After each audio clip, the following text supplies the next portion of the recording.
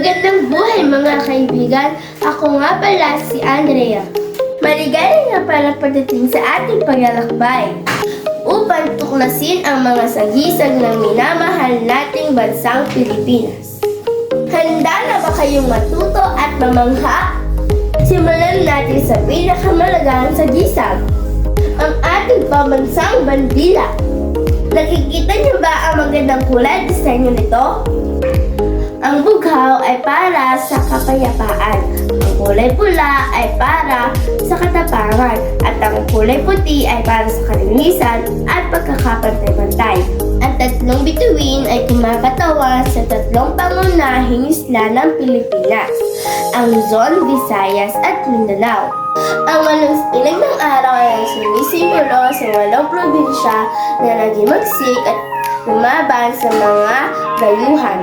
At kilalanin naman natin ang ating pambansang hayop na masipag matulungin na si Kalabaw. Ito ay sumisimbolo sa mga masisipag, matutyaga ng mga Pilipino, lalo na sa agrikultura. Mula sa bukid, lumipad naman tayo sa kalangitan. Ang agila ang pambansang ibon. Ang agila ay ang sumisimbolo sa lakas, ganda at pagiging malaya ng ating bansa, kaya dapat natin itong protektahan.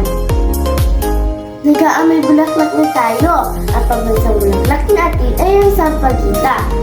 Sumisimbolo ito sa kapurihan, kalinisan, simple, ngunit eleganteng kagandahan ng mga Pilipino. Nalalaman naman natin ang mga pambansang kasuotan. Para sa mga kalalakihan, narito ang barong Tagalog. Gawa ito sa manipis ngunit matibay na tela tulad ng pinya o juicy. Alam nyo ba na isinusuot ito nang hindi sinusuksok sa pantalon? Simbolo ito ng pagiging marangal at formal. Para naman sa mga kababaihan, ang ating pambansang kasuotan ay ang barot saya. Ito ay binubuo ng blusa at palda. Ito ay simbolo ng pagiging mahinhin at pagmamahal ng mga Pilipina. Para sa matamis nating bahagi, ang pambansang prutas, ang mangga.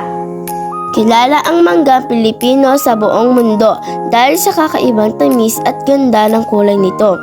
Ang hugis nito na tila isang puso ay sumisimbolo sa pagiging mapagmahal at busilak ang puso ng mga Pilipino. At syempre, hindi mawawala ang ating pambansang isda, ang bangus o milkfish. Bakit nga ba bangus? Dahil ang isdang ito ay tanyag sa pagiging maliksi at maputi ang laman. Sumisimbolo ito sa pagiging malinis at masipag ng mga Pilipino. Siyempre, hindi kumpleto ang listahan natin kung wala ang pambansang bayani, si Dr. Jose Rizal. Hindi baril o espada ang ginamit niya upang ipaglaban ang ating kalayaan, kundi ang kanyang talino at panulat. Isinulat niya ang nobelang nagising sa puso ng mga Pilipino upang mahalin ang sariling bansa. Itinuro sa atin ni Lolo Jose na ang kabataan ang pag-asa ng kabayan. Kaya naman bilang mga estudyante sa grade 4, tayo ang tinutukoy niyang pag-asa. Maraming salamat sa panonood at laging tandaan, igalang ang sagisag at mahalin ang pagka-Pilipino.